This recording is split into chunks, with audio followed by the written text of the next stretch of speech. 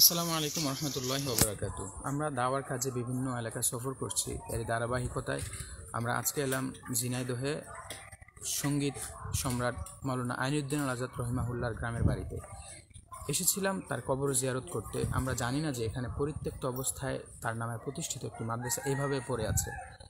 তো বিষয়টি আমাদের হৃদয়ে নাড়া দিয়েছে, সেজন্য আজকে লাইভে আসা। এখানে আপনারা দেখতে পাচ্ছেন মাদ্রাসাটির নাম মাদ্রাসাতু জামিউল উলুম আইনুদ্দিন। এটি শুভ উদ্বোধন করেছিলেন চরমনাইর পীর রেজাউল করিম 24শে জুন। তার মানে এটি উদ্বোধন হয়েছিল এই আইনুদ্দিন আজাদ রাহিমাহুল্লাহ মারা যাওয়ার 6 দিন পর।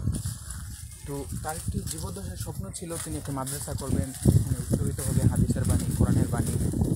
প্রতিষ্ঠিত হয়েও ছিল তার ভক্তবৃন্দের টাকায় কিংবা তার যারা শিক্ষানুরাগী তাদের টাকায়। মাদ্রাসাটির বর্তমান অবস্থা হলো এই। আপনাদের একটু দেখাই আমি। এখানে দেখতে পাচ্ছেন এটা সম্ভবত একটা অফিস রুম ছিল। এই অফিস রুমে এখন একটা ক্যারাম বোর্ড রাখা। কে কোথায় ক্যারাম বোর্ড কীভাবে খেলে জানি না। এখানে লেখাপড়া লেখাপড়ার কখনো এখানে লেখাপড়া হতো এটাও বোঝা যাচ্ছে না। এটা হলো এই বারান্দা। এখানে সম্ভবত কোরআন প্রেমীরা হাঁটতো, কোরআন তেলাওয়াত করতো, সূরা ইয়াসিন তেলাওয়াত করতো, কোরআনের ব্যঞ্জনা খুঁজে পেত, কিন্তু এখন এই অবস্থায় আছে। আমরা একটা রুমে আপনাদেরকে নিয়ে যাব, সেখানে কিছু দেখা যায় কিনা আমরা দেখি। এই ঘর যেটা, এই ঘরের মধ্যে আপনারা দেখতে পাচ্ছেন, এই ঘরে মূলত হেফজুল কোরআন বিভাগ বা মক্তব বিভাগ মনে হয়েছিল। এই যে এটা হলো শিক্ষকের ডেস্ক, পরিত্যক্ত অবস্থায় পড়ে আছে, ভাঙাচুরা। সম্ভবত এটার উপরে শিক্ষক কোরআন রেখে ছাত্রদেরকে কোরআন পড়াতো। এটা হলো মাদ্রাসার আইপিএস কারেন্টের লাইনের একটা বোর্ড এখনও আছে পরিত্যক্ত অবস্থায়। আপনাদেরকে যে বিষয়টা আমার হৃদয়কে সবচেয়ে বেশি আলোড়িত করেছে সেটা হলো এখানে দেখতে পাচ্ছেন একটা ব্ল্যাক বোর্ড। এই বোর্ডের মধ্যে কখন আল্লাহু লেখা হয়েছিল জানি না, কিন্তু এই আল্লাহু লেখাটা এখনও অনেকটা অক্ষত অবস্থায় আছে। দেখা যাচ্ছে আল্লাহর নাম। আমরা তো আশা করতেই পারি যে এই বিল্ডিংয়ে সব প্রতিবন্ধকতা পেরিয়ে আবারও কোরআনের বাণী উচ্চারিত হবে। আপনাদেরকে আরেকটা বিষয় দেখাচ্ছি, পাশের রুমটা দেখানো যায়। এখানে এই যে আপনারা এটা দেখেন, যে রুমটা আমরা এখন আছি এই রুমটা কিন্তু ফ্লোর করা। মাদ্রাসার বিষয়ে কিছু কথা লাইভে শেষ দিক দিয়ে বলবো, সঙ্গে থাকেন। এরপরে এই যে এটা দেখেন, সম্ভবত মাদ্রাসাতু জামিউল উলুম আইনুদ্দিনের 6ষ্ঠ বার্ষিক মাহফিলের পোস্টার। তার মানে 6 বছরের উপর মাদ্রাসাটা চলমান ছিল, সেই মাদ্রাসাটা আজকে পরিত্যক্ত। পাশের রুমে যদি আমি দেখাই, পাশের রুমটা খুবই ভয়ানক অবস্থা। আপনারা দেখবেন এই যে কবে এটা পরিত্যক্ত হয়েছিল জানি না। এই গাছের যে গোড়া দেখে মনে হচ্ছে বহুদিন আগে। এখানে কখনো এখানে কিছু হতো এটা দেখে বোঝা যাচ্ছে না। আমার ভয় হচ্ছে কোনো সাপ টাপ আছে কিনা, এমন একটা অবস্থা। এখানে পাশের দেওয়াল তো দেখতে পাচ্ছেন শ্যাওলা পড়ে আছে। এখানে দেখতে পাচ্ছেন একটা সোলার প্যানেলের যে বোর্ডটা এখনও আছে, কিন্তু এটা আজকে এটার প্রাণ নেই। তো আমরা এটা ছিল একটা বিল্ডিং মাদ্রাসা, যেখানে কোরআন পড়ানো হতো, হাদিসের বাণী উচ্চারিত হতো। পাশে শুয়ে আছেন সঙ্গীত সম্রাট আইনুদ্দিন আল আজাদ, যিনি স্বপ্ন দেখতেন একটি মাদ্রাসা করার, যিনি স্বপ্ন দেখতেন মানুষের মাঝে কোরআনের সুর, কোরআনের প্রেম উচ্চারিত করার। তো তার কবর আমরা জিয়ারত করেছি। খুব ব্যথিত করেছে এই বিষয়টি, তার স্বপ্নের জায়গাটি আজকে এই অবস্থায়। কিছু কথা বলবো আমরা। এই মাদ্রাসার পেছনে রেখে বলা যায় কথাটা। আমরা গতকাল বিকেলে একটা পল্লীতে গিয়েছিলাম ঝিনাইদহ এলাকায়। সেখানে শিক্ষার্থী আছে কিন্তু মাদ্রাসা নেই।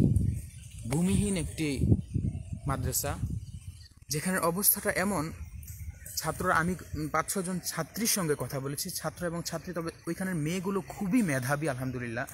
ওরা কোরআন শরীফ পারে, কিন্তু ওদেরকে কোরআন শরীফ কিনে দেওয়ার মতো কোনো লোক নেই, মানে টাকা নেই ওদের। ওরা খেতে পায় না, ওদের পরনের কাপড় ছেঁড়া। ওদের মা বাবা ওদের পেটে কি খাবার দিবে সেটা নিয়ে ওরা শঙ্কিত। ওরা আসলে শিক্ষাটাকে তেমন প্রফেশনাল হিসাবে ওরা বুঝেও না যে নেওয়া দরকার। তারপরেও আমি ওই মেয়েদেরকে কায়দার, আমপাড়ার যেখান থেকে জিজ্ঞেস করেছি, খুব সুন্দরভাবে ওরা উচ্চারিত করে আমাকে শুনিয়েছে, যেটা ঢাকার অনেক মাদ্রাসার ছাত্ররাও পারে না। ঢাকায় এত সুবিধার মধ্যে থাকার পরেও ভূমিহীন অবস্থায় ওই জায়গাগুলোর মধ্যে ছাত্রছাত্রীরা একটু জায়গা পাচ্ছে না যেখানে বসে তারা পড়বে। আমরা ঝিনাইদহের হরিণাকুণ্ড যেই আবাসনে গিয়েছিলাম সেখানে দেখেছি ছাত্রছাত্রীরা গোয়ালঘরে বসে পড়ে। একটা গোয়ালঘর, পরিত্যক্ত গোয়ালঘর, ওই গোয়ালঘরের মধ্যে ওরা পড়ে। যদি কখনো গরু পালা শুরু হয় তখন ওদের লেখাপড়াটা কন্টিনিউ হবে না, এই অবস্থা। আর এখন প্রতিষ্ঠিত একটা মাদ্রাসা যেখানে বিল্ডিং আছে, আপনারা দেখতে পাচ্ছেন বিল্ডিং আছে, বিদ্যুতের সংযোগ কাটা হলেও অনেকটা অবিচ্ছিন্ন আছে, আইপিএসের ব্যাটারি আছে, উপরে সোলার আইপিএসের যেই সোলার প্যানেল আছে, আইপিএস আছে, আইপিএসের যে বোর্ড থাকা দরকার সেটি আছে, মাদ্রাসার দফতর আছে।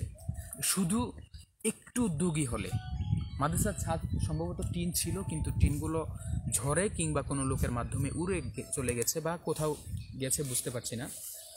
এত সুন্দর একটা উঠোন, ঢাকায় ছাত্ররা একটা মাঠ পায় না মন জুড়ে বিকেলে খেলার জন্য।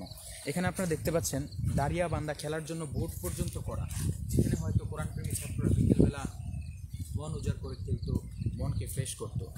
এই উঠোন বা মাদ্রাসার বারান্দা বলা যায় না, উঠোন কিংবা মাঠ, এটা এখন পরিত্যক্ত হয়ে পড়ে আছে, কোনো মানুষ নেই, এমনি এলাকাটা নীরব। আসলে ঝিনাইদহ এলাকাটা এমন একটা এলাকা যেখানে কাদিয়ানি খ্রিস্টান মিশনারি, ওদের প্রভাবটা প্রচুর পরিমাণে। এখানে মানুষ অনেকটা সুবিধা বঞ্চিত, সীমান্তবর্তী এলাকা তো অনেকটা সুবিধা বঞ্চিত। তারা কোনোভাবেই যদি সুযোগ পায় মুসলমানদের সন্তানদের মধ্যে অমুসলিম এন্টি ইসলামের চিন্তাভাবনাগুলো ঢুকিয়ে দেওয়ার চেষ্টা করে। এমন একটা জায়গায় আমরা মাদ্রাসা করার জন্য আপ্রাণ চেষ্টা করি, কিন্তু প্রতিষ্ঠিত মাদ্রাসাগুলো বন্ধ হয়ে যাচ্ছে। আসলে কাদের সঙ্গে যোগাযোগ করলে মাদ্রাসাটা চালু হবে আমরা জানি না। যোগাযোগ করার চেষ্টা করেছি, সাড়া পাইনি। এখানের ওনার আত্মীয় স্বজনের সঙ্গে যোগাযোগ করার চেষ্টা করেছি, তেমন ওনারা পজিটিভ কিছু বলছেন না। তো যাই হোক, সম্ভবত যদি ওনারা পজিটিভ থাকতেন তাহলে বন্ধ হওয়ার কথা না। প্রতিষ্ঠিত একটি মাদ্রাসা এইভাবে বন্ধ হওয়ার কথা না, পরিত্যক্ত হয়ে পড়ে থাকার কথা না।